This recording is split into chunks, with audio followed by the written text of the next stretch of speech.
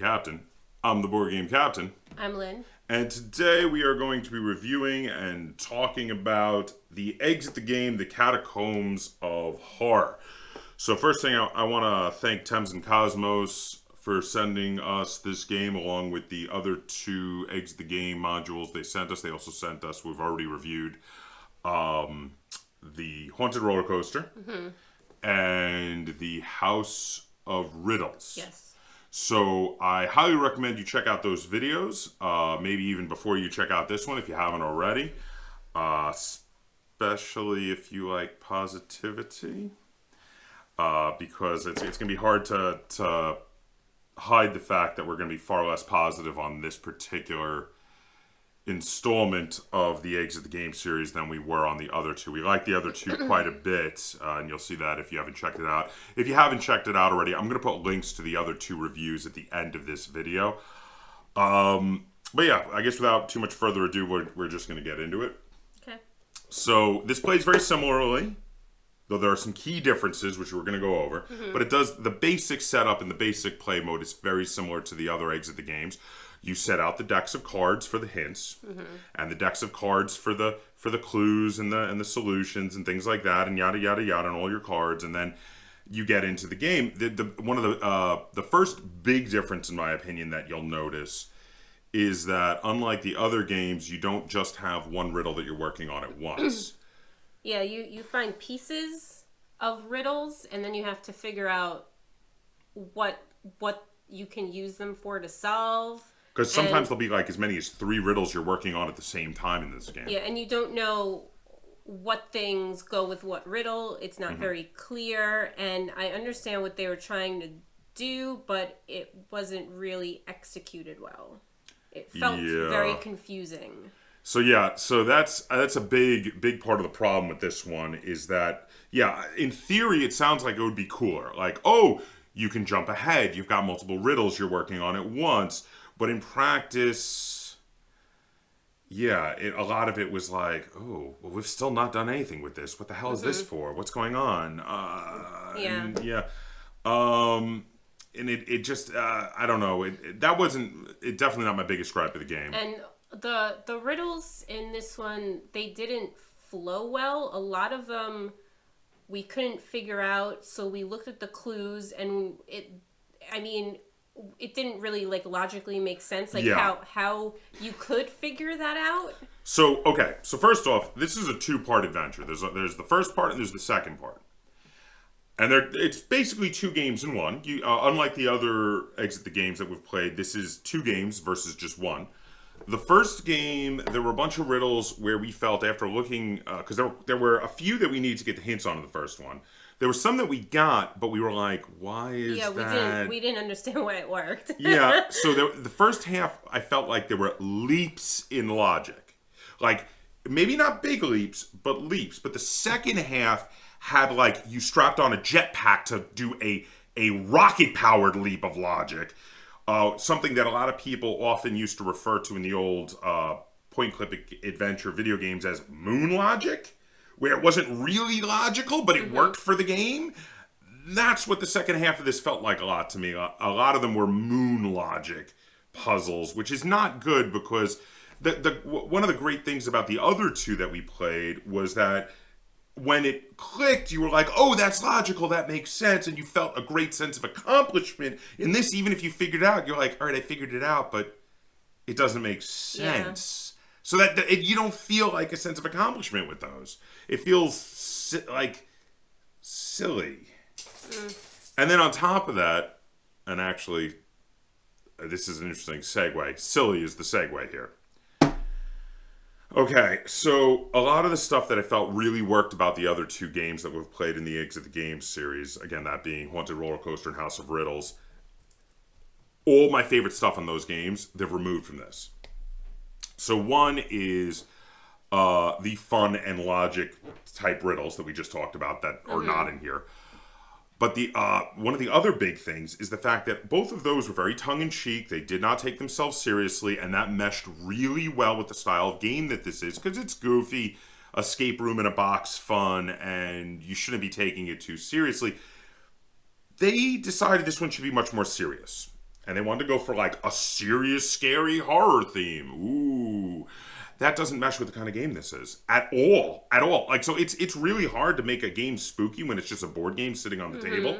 But it's even harder when it's a goofy puzzle game sitting on the table. And you're like, I'm doing this goofy puzzle, but ooh, demons are gonna get me, and I'm supposed to be really, really scared. And there's no jokes and there's no punchlines. And they even, and this was something that like really to try to make it even more serious, the other ones would always have a little prize that you would win at the end. There's no prize in this one. Which that was like one of my favorite little perks about the other two games. Like it really helped to get that feeling of accomplishment. Oh, we made it through it, and here's a prize. We got to the end, and I'm like, oh, what's the prize? No, there's no prize. It felt like they drained the fun out of it for this one, especially in the second half. Like, what are your thoughts on that? Yeah, I know you wanted to take a break between part 1 and part 2, and I was just like, let's just power through. I really wish we hadn't. I like wanted it to be over. I wanted it to, I would not. Okay. So the first half was not good, but not terrible. And at the end of it, I was like, we should take a break. And you kind of were like, you like strong-armed me into doing it. Well, I was just starting on the next puzzles. I mean, you could have taken your break. Yeah, but then I would have missed some of it. So I came back. I wouldn't have figured anything out. Are you kidding me? Yes, the moon logic. All right, so we went into the second half.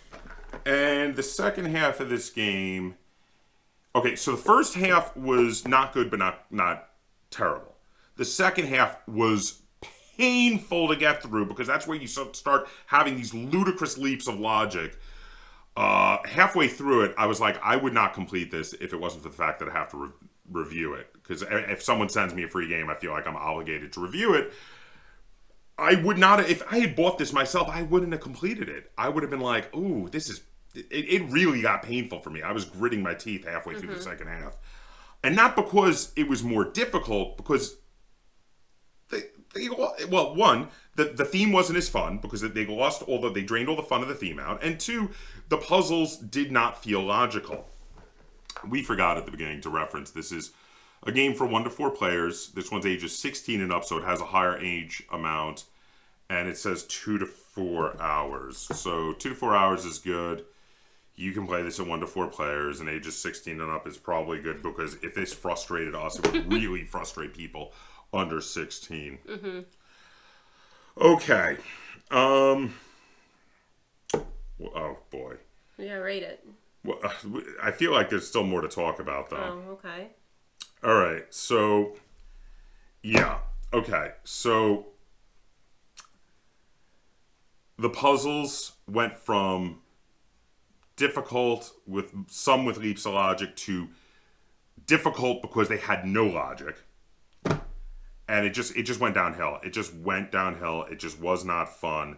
There was a weird out of place funny solution to a puzzle way later on where you had to... I'm not going to ruin what the puzzle is, but it felt so out of place in such a game that they were like, ooh, we have to be so dark and serious. They suddenly had one that was kind of silly, and it was like, why? You've gone so whole hog and doubled down on the uber seriousness already. Why did you try to go back to the silliness? And then that little go back to the silliness was like, at first I kind of felt like, oh, okay, good. They're finally getting back to the lighthearted thing, but no, they weren't. And then therefore it felt almost like a slap in the face, because it could have been fun and lighthearted, and they just didn't. I don't know. I didn't enjoy it. And there were components that we were given that we never used. Well, towards the end, we were just going through the frickin' clues on some of the puzzles just to finish them. But the thing is like the last clue tells you what to do, and none of them used a certain component, and we were like, why were we given this? Why was this even in here? I don't even remember which component that was. It was a tea light. Oh yeah, we never figured out what to do with that stupid thing. Oh, you're right. Okay. That's not much of a spoiler. Okay. So bottom line, the theme was trying to make a goofy puzzle game dark and serious, and it didn't work. The puzzles were progressively less and less logic driven, and therefore did not feel rewarding. And everything that was great and fun about the other games, they've drained from this. And then also on top of it, the multi-puzzles at once just felt confusing, disjointed, and made it, more frustrating as there was not any clear way to figure out what puzzle the different clues were to at a lot of points. And you were like, is this for this? Is this for this? Am I going to have to hold on to this? Is it going to be for multiple puzzles? And it sounds like that would be a good thing, but it wasn't. It just didn't. It was not well executed compared to the other games. Again, check out our reviews of the other games for more positivity. We're sorry we're being such a downer on this one, but it really was. At the end of it, this was really painful to get through. Do you want to go first or second on the rating? We'll go first. All right, go ahead. I'm going to give it a 5. Wow, that's high. Well, what does a 5 mean? I don't even know. 5 is just meh, middle of the road. Not hate it, not like it. Yeah, I mean, it's not good. But you actually didn't go into the... I thought you were going to be in the negatives with me. That's not negative? It's a 5. No, 5 is middle of the road. It's not negative or positive. Oh. Do you want to redo that? No, it's fine. Okay. Are you sure? Well, I mean, I'm not angry at it. You're, like, super angry at this game. Hold on. Let's back up. 5 means you're not positive. You're not negative. What goes into your score of a 5? You're just meh. It wasn't fun, and the puzzles didn't make sense. Okay, but we've talked a lot about the negatives of this game. We haven't talked about any positives. How did you wind up middle of the road? I mean, if we just went by everything we said, the score should be negative. That's why I'm asking you. So what kept it from becoming negative? That's what I feel like my number is. I don't know. I don't think of what the numbers mean. I just think of where it is on the scale. You're the one who's always saying what the numbers mean. Well, the number 5 means. Okay, well, no. I think it's a 5. I don't. Okay, so you didn't think the negatives were strong enough to make you hate it with vitriol. I don't hate it. It's just kind of boring and doesn't make sense. That's exactly why I hate it. And I'm sorry, I do hate this game. I've gone back and forth on this, and I'm going to give it a 3. 3 is the game is bad, and I'd probably never play it again. Now, I know these are one-off games, and you're not going to play them again anyway, but here's the thing. So, we played, what was the first one that we played? It was House of Riddles. So we played House of Riddles, and that game was great, and I was immediately excited to play other Exit the Game games. We played Haunted Roller Coaster, and that game was great, and I was immediately excited to play other Exit the Game games. So I was excited for this third one that they sent us, and we played it, and if this had been the first one we played, I don't know if I'd have been able to bring myself to play the other two, which would have been a shame because the other two were great. But that's how bad this one is. It makes me feel like this one is so bad, it makes me feel like I don't know if I want to play other Exit the Games, even though the others were so good, because now I know they can be this bad, and this one was so bad that it makes me not want to buy more. Well, I got these for free, but buy more games in the series myself, because I'd be risking getting another game like this, and I really didn't like this one. So, okay. That was 5 stars from Lynn, 3 stars from me. This is by no means a positive game. I would not recommend this game to anyone, really. You were middle of the road, so maybe, do you have anyone you would recommend it to? My worst enemy. How are you not a negative score on this game? I don't understand.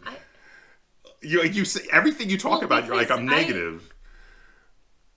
It's okay that you're a 5. It's just I don't understand because of what you say about it. I think your little things after your numbers are arbitrary, and It's a rating system. Everything is arbitrary. I know. I understand that. But I'm just saying, you always say, the little thing after it. Well, that's just to give you a gist of an idea of what you mean. I don't care what that little thing means. I feel personally like it's a 5 on my personal 1 to 10 scale. Okay. So what does a 5 mean to you? It's bad.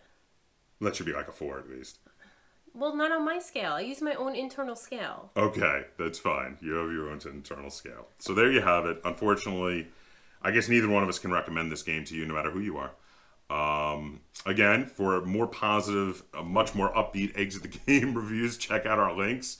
They're going to be showing up over here. Our links to our other reviews of the other 2 Exit the Games that we were sent. We were far more positive and far more enjoyed both of those.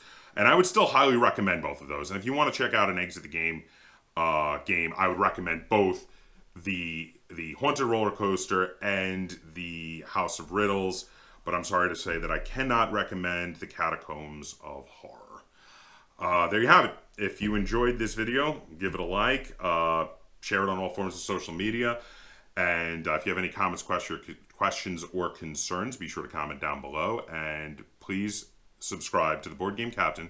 That's Kaptain spelled with a K on YouTube, and hit that little bell icon on my channel so you get updates and alerts every time I upload a new video. And until next time, game on.